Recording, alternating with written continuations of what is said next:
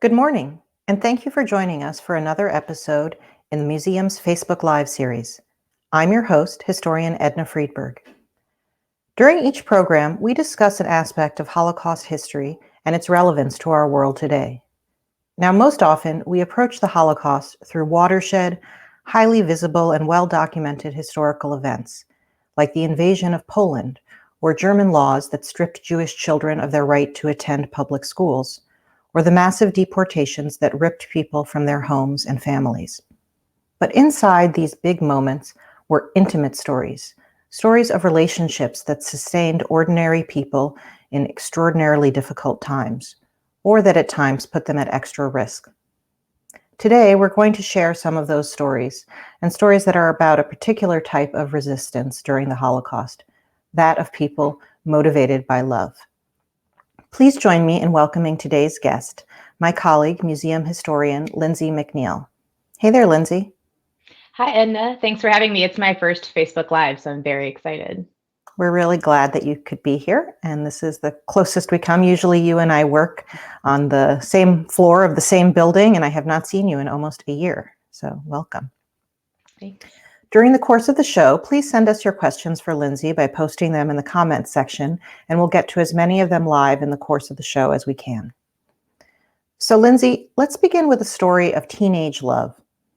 Regina Gutman and Sam Spiegel were separated from their families, suffering from intense hardship and loss at the time when they met. Can you tell us how they fell in love in the most improbable of places? So, Regina and Sam actually came from the same part of Poland. Regina grew up in the city of Radom, and Sam grew up about 25 miles away in the small town of Kozanica. But as you said, they didn't meet before the war. Here you can see Regina, young Regina. She was about 13 when Nazi Germany invaded Poland in September of 1939. And here you can see Sam as part of a larger group. His face is in the circle. Sam was 17 at that time. And as Jews in German occupied Poland, Regina, Sam, and their families suffered extreme hardship. There were all sorts of new restrictions. They were forced to wear an armband with the Star of David and to move with their families into ghettos, basically separate parts of cities and towns that were sort of like urban prisons where people couldn't leave and conditions were horrible. And so Regina lived in the Radom ghetto, but with her family's help, she escaped the ghetto and went to stay with her sister in the town of Pionki, where she worked in the Pionki labor camp. Sam was in the Kozanica ghetto, but in September 1942, he was transferred from Kozanica to the Pionki labor camp. So this is where they met, in Pionki. Listen to Regina describe their meeting. Young people, no matter where they are, they fall in love, you know. And Sam came in, and one time he turned around to me and says, "I know you." And I said, "You do? Are you from Radom?" He said, "No, I am from Kozienice." I said, "I've never been to Kozienice. So how come you say you knew me?" He said, "I saw you once here walking around with some friends, and I remember you." And then I said to him, "Yes, so tell me, what did I wear?" And really, he goes to describe my coat. If somebody would have asked me to describe my coat, I wouldn't have been able to do it. And since then, we really became friends, you know. It's so lovely. You can hear, even remembering back decades later, how much joy and amusement and flirtation there is in Regina's retelling of it. I want to pause to welcome viewers who are watching from all around the country and around the world. Good morning, and thank you for joining us from the Twin Cities in Minnesota, from New Jersey, Boynton Beach, Florida, Grants Pass, Oregon, Long Island, New York, Harrisburg, Pennsylvania. Good morning from Durham, North Carolina, Raleigh, North Carolina, because God forbid we should have the two together as Raleigh-Durham. Birmingham, Alabama, and internationally, we are happy to welcome viewers watching in South Africa, Mexico, London, Ecuador, Germany, Brazil, Peru, and Argentina. We're so glad you are all here. So Lindsay, after this initial approach that Sam made to Regina to strike up a friendship, as she said, how did they manage to forge a romance despite their circumstances? So Sam and Regina have this very cute meeting, right? But they have it in a labor camp. They have it after they've both been through terrible ordeals. They've experienced 3 years of German occupation and forced labor, of life in the ghettos. These are young people who've been separated from their family and suffered terrible loss. But they seem to find some comfort, some solace in this new relationship. So they try to find ways to meet. And this is possible in Pionki because conditions there were slightly less strict than you might expect in a concentration camp or in a killing center such as Auschwitz-Birkenau. So they're able to basically find time to meet, even though the men and women were supposed to be kept separate. And one of the places they would meet was at the water spigot. And they would meet, they would talk, they would get to know each other, fall in love. One time, Sam said he received 12 lashes for talking to Regina, but he said it was worth it. So improbably, Sam and Regina managed to fall in love in a labor camp during World War II. Now, it is, as you said, quite improbable, but in some ways the most natural thing in the world. They're teenagers, they are isolated, they don't have their usual support networks of family and friends, and so they reach out to find human connection and in some cases also spark.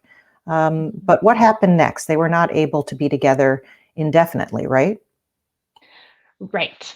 So it was very common for the Nazi regime to move Jewish prisoners from one camp to another. And this was especially true as the war started coming to an end, as the Allies were approaching. So as Soviet troops moved in from the east closer to Pionki, the Germans evacuated the camp. They told everyone they were just going somewhere else, but they didn't tell them where. So Sam, Regina, and the other prisoners are loaded onto a cattle car. And then when the doors open, they find themselves in the Auschwitz concentration camp complex. And Regina describes this as clearly a different type of place, a place that she wasn't sure that she and Sam would survive. And once the doors open, Sam and Regina are no longer together. They're separated into separate men's and women's sections and no longer able to meet. And we have a viewer question, which actually fits in very well at this point in their story. An audience member named Susie is asking whether Sam and Regina had a plan to reunite. Yes. So at Auschwitz, right before they're separated, Sam runs to Regina, sort of desperate to maintain this connection. And he says, if we both manage to survive this, meet me in my hometown. So they did have some sort of a plan, but things didn't quite go exactly that way. Neither Sam nor Regina stayed in the Auschwitz main camp for long. They were both sent other places to other labor camps, and then eventually they were liberated. At the end of the war, like many Jews who had survived, they were trying to make sense of what had happened and to see if anyone else from their families had survived. So both Sam and Regina returned to their separate hometowns, seeking family, trying to figure out their future. And it's in this uncertain moment that Sam learns that Regina has also survived. So he sends a horse and buggy to her town to pick her up and take her to him in his hometown. And a horse and buggy is so old-fashioned and kind of a romantic way to reunite. And then shortly afterwards, Sam and Regina marry in a displaced persons camp in Germany. And we're seeing here this lovely photo of them at the displaced persons camp at their wedding. And in fact, we have a comment coming in from one of their nieces. A woman named Sandy writes that Regina and Sam were my aunt and uncle. I have such beautiful memories of a very loving and kind couple. Thank you, Sandy. And I know I speak on behalf of many of my coworkers at the museum. I had the pleasure and honor of knowing Regina and Sam. They began volunteering for our museum even before our doors opened and were cherished members of our community for many years. Here we see them much later in life, and they were married for 70 years.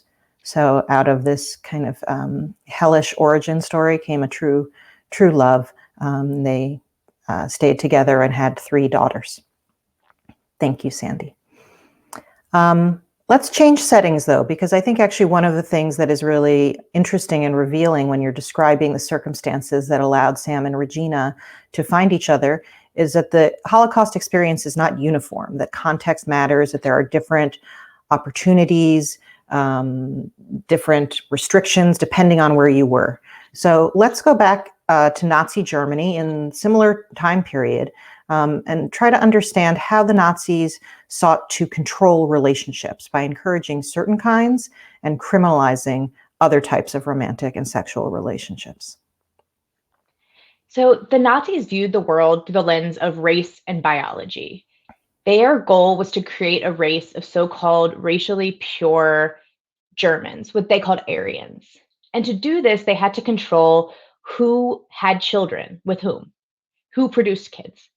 And so they put in place all sorts of programs to encourage Aryans to have more children.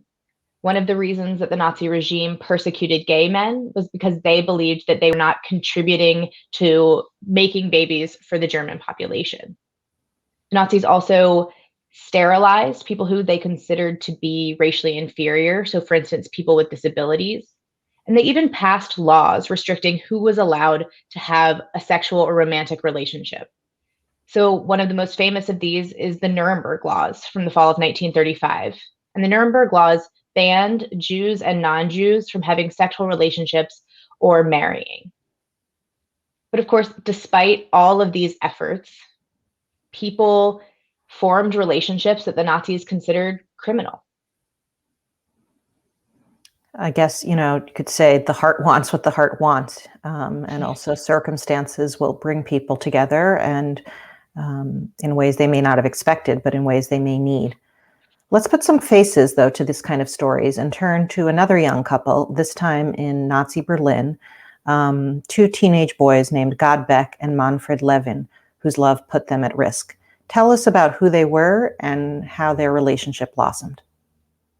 So God and Manfred were both around 10 years old in 1933 when the Nazis came to power. They were both living, as you said, in Berlin.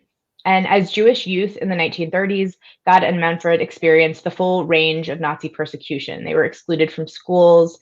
They watched their families lose their livelihoods. Some of them even had to move into new places. And because they were excluded from basically the surrounding German society, a lot of Jews turned inward to find a sense of community among other Jews. And that's just what God and Manfred did. Here you can see God on the left with the tie and Manfred on the right with the open shirt. They met in 1940 in a Jewish youth group that they had both joined. And in his memoirs, God remembered that he didn't even really notice Manfred at first, and that the bond between them was a little bit more intellectual at the beginning, but that it then blossomed into a romance. And it happened at this youth group where they and other Jewish youth were seeking connection and purpose. They did things like hike or stage plays, go on various outings together. And so eventually in this youth group, God and Manfred became a couple. And as a couple, they would try to find ways to be alone together. And that's pretty hard in Nazi Berlin as Jewish young men. Sometimes they would spend the night at Manfred's family home, but they also both signed up for air raid patrol, which ultimately led them to spend a lot of time alone together and to spend the night together in the basement of a church, basically.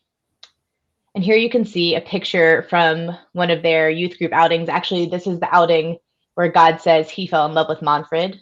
And Manfred's the one who took the photo, and God is the one laying down in the front. And of course, it's important to remember that at the time, this was a forbidden relationship. Sexual relationships between men were illegal in Nazi Germany. And to give a sense of the consequences for that, historians estimate that between 1933 and 1945, some 100,000 men were arrested for violating Nazi Germany's prohibition against homosexual relationships. Gad and Manfred were lucky. They were never arrested or outed in that way, but it added risk to their already very, very precarious lives. We want to take a moment to acknowledge some partner and sister organizations who have tuned in for today's show. We're very happy to have people watching from the Jewish Museum of Maryland, not far away, a little north of us, the North Carolina Council on the Holocaust, and from my home state, the Illinois Coalition for Immigrant and Refugee Rights. Thank you for tuning in. Now, we have something very special, an artifact in our collection that years later Gad Beck donated to the museum, and it illustrates Manfred's affection for him. Can you give us a little mini tour of it and what's inside and what it meant? Absolutely. This is a wonderful artifact. It is a booklet that Manfred created for Gad. It was a gift, and it included things like heartfelt notes and sketches that illustrated their daily life and their romance. And here, this is the cover of the booklet. And then we're going to open a page and I'm going to read you a translation from an excerpt. So this says, "Dear kind God, I owe you a present. No, I want to give you one. Not just so that you could get something from me that you can glance through and then lay aside forever, but something that will make you happy whenever you pick it up." And one of the things that I think is really incredible about this gift is that it's not particularly fancy, right? It doesn't have a lot of bells and whistles. It's a simple booklet. And that speaks to the times. Manfred's family was not wealthy. It's Nazi Berlin. Resources are scarce for everybody. And but he wanted to give Gad something. He wanted to make him something. So we have this really wonderful booklet, this very fragile artifact. And I want to just read one more excerpt for you. Here it says, "Night exists for more than sleep, which is why, my love, we stayed awake so often." And there you can see a drawing of them spending the night together on those cots I mentioned when they were on air raid patrol, the two circles being the heads in the bed. And one of the reasons I have to say that I love this artifact so much is that my first love also gave me a booklet of sorts. So I feel very touched and connected to this piece. Yeah, it's just a very personal, relatable kind of story and artifact in that way. And for a sense of scale, it can fit in the palm of your hand, this booklet that Manfred gave to Gad. And if people are interested in learning more, please look in the comments section. We're posting links for a link where you can actually kind of do a flip book to go through it and see the various drawings, the passionate, romantic, maybe not most sophisticated teenage love poetry that's in there, but something that just really drives home what this relationship meant as a solace and sustenance to these teenagers. What happened to Gad and Manfred during the rest of the war, Lindsay? So Gad and Manfred are living and falling in love in a very dangerous city. And it's very dangerous for Jews because the Nazis began deportations to the east. They told people they were going to be resettled to work, but everyone was aware that this was something bad. Right? They didn't know exactly what was going to happen, but that they knew it was dangerous. And by the summer of 1942, many of Gad and Manfred's friends had already been deported. Now, Gad was categorized by the Nazi regime as half Jewish. He had a mother who had been raised Christian, or as the Nazis would have called it, Aryan. But Manfred was considered fully Jewish, which meant that he was in real danger of deportation. That basically they knew that it was only going to be a matter of time before Manfred and his family were deported. And that comes in fall 1942, when Manfred's family gets their deportation order. They're supposed to report to an assembly camp, and they're going to be sent to the east. And when Gad learns that this has happened, that they've gone to the assembly camp, he is devastated, and he's desperate to try to do something. And so he tells this very extraordinary story in his memoir. God describes that he borrows a Hitler Youth uniform and marches down to this assembly camp and demands to see Manfred on some excuse. He says, I need to see him alone, step outside. He's allowed to see him, and they talk. And God says, here's some money, come with me. Let's go into hiding, don't go, right? He's pleading with him to not get on the deportation. But Manfred very calmly says, I can't leave my family, right? I could never live with myself if I didn't go with my family. And he goes back inside and is deported. And we now know that Manfred and the entire Levin family were gassed at Auschwitz-Birkenau. So that was the last time they would see each other. I'm struck just listening to this too by the audacity that God had to do this, to even think that he could somehow, pluck his sweetheart out of the jaws of death, and just the realities of it, the life and death, the family loyalty, all of those competing factors that stood against them. What happened to God after he lost Manfred? God decided to go underground. What that meant was he decided to live off the grid. He was going to no longer be officially residing in his apartment. Essentially, he wasn't going to use his ration card. He wasn't going to report to the government in any way. And he did this as part of a resistance group where they actually lived off the grid and tried to help other Jews who were doing the same thing as a way of avoiding deportation. So God spends the remaining warriors in Berlin, off the grid, underground, trying to help others. After the war ended, he ended up emigrating, and he never really got over the loss of Manfred. He wrote, years later, Manfred's name still electrified me. It's a very sweet and heartbreaking story, and we're hearing from viewers today who are sharing their own love stories or love stories they have heard from the Holocaust era. A viewer named Aaron writes, I was born when my mother was in hiding and my father was in the resistance. Love was a challenge to terror and optimism. And indeed, bringing a baby into the world is a profoundly optimistic act. So thank you, Aaron. Another viewer named Barbara says, at a bagel store near San Francisco, there were pictures about the owners who had met at a camp. He was a soldier who carried his future wife out of the camp. And finally, another viewer named Chris recalls a couple who were survivors of the Holocaust, Henry and Ingrid Ruga. So it's true, just, you can't stop the heart, you can't stop human feelings, even under extraordinary, or perhaps even more so under extraordinary circumstances. People need each other and cling to each other. In the time we have left, let's have one more love story that we could share, Lindsay. This one, a more mature and established relationship. Tell us about the Gluckstein family, also in Berlin.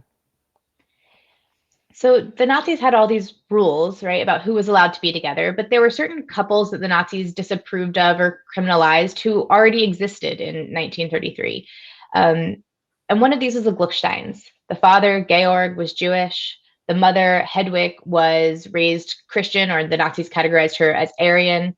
And they had a young son named Fritz, who became a volunteer with us at our museum, who was raised in the Jewish faith and categorized by the Nazi regime as mixed race. And here you can see the family at the beach before the Nazis came to power. And I love this picture. It's so old-fashioned. Very sweet. So, look at fluffy Fritz. So. Oh my gosh, he's adorable. So once the Nazis came to power, life became very difficult for intermarried couples and families like the Glucksteins. The Nazis even encouraged Aryan women married to Jewish husbands to divorce their husbands, but Hedwig refused. And her decision to stay married made her life more difficult. And even though it made her life more difficult, this was such an important decision for the Gluckstein family, because once deportations began from Berlin, the Glucksteins' status as an intermarried family basically helped to protect them from deportation. And in fact, Hedwig would go on to try to convince other Aryan women to stay married to their Jewish husbands to help protect them as well. But even with the protection of Hedwig's Aryan status, Fritz and Georg were still in a precarious situation, right? They're Jews living in Nazi Berlin. And in February and March of 1943, they were arrested and held in Gestapo custody. And they were there alongside other Jewish husbands and children from these intermarried families. And this led to what became known as the Rosenstrasse demonstration, a protest. The Aryan wives, mostly Aryan wives, of these men heard what was happening, heard that they were being detained, feared that they were going to be deported. And so they gather outside the detention center on Rosenstrasse, facing down armed police in Nazi Germany in 1943, demanding their loved ones' release. And eventually, almost everybody who was held in that center was released, including Fritz, who was 16 at the time, and Georg. They both had to perform forced labor, but they were ultimately never deported. And so quite literally, Hedwig's love and loyalty to her husband and son very well might have saved their lives. Absolutely. Of the 73,000 Jews who were living in Berlin in October of 1941, when deportations began, only 8,300 survived the Holocaust.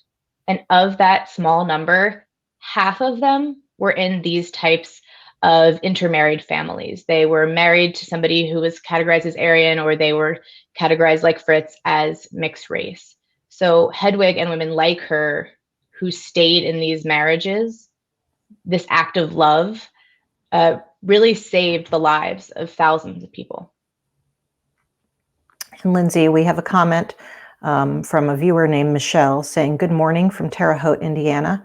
My daughter is taking a Holocaust literature class this semester, and we are learning so much. Thank you for sharing these beautiful love stories." Before we close, would you like to respond to Michelle? It's always great to hear about students learning about the Holocaust. It's so important any way that you can. All of you who are joining us here on Facebook Live or who are reading more about it, there's so much power in these stories. And usually maybe we're used to hearing the horror, and I think it's always important to really point to this human element, this idea that people found love. And that they needed it. They needed it, yeah. So, well, thank you so much, Lindsay. It was a pleasure to have you today and to give us a glimpse into these very intimate experiences that help us remember the Holocaust in all of its complexity and many textures and variations. Thank you. Thanks. Today, we told stories of loss, also of survival, of endurance, of really what binds us together as human beings and what we need. Some who found love, but also who, like Sam and Regina, defied what the Nazis tried to do to them by building new lives. And we would like to close along those lines by returning to the first photograph that you saw in today's program, another wedding portrait. This is of a couple named Helen and William Luxemburg, who were married in March 1947 at another camp for displaced persons, this one located in Weiden-Oberpfalz. But there's another photo of this couple, of the Luxemburgs, that demonstrates the bittersweet reality for many survivors, for all survivors, really. Because among the 6 million Jewish lives that were taken, that were murdered during the Holocaust, were Helen and Bill's parents, their sisters, and their brothers. And this photo was taken during a pause in their wedding ceremony in which a prayer was said in acknowledgement of the family members who were killed. And you can just sense the raw and massive loss, see that they are wiping away their tears for the incalculable void and pain of those who are not there to celebrate with them. And Helen and Bill also went on to emigrate to the United States, became longtime volunteers at the museum, and were a true love story. I was privileged to know them, but it's heart-wrenching to look at this photo.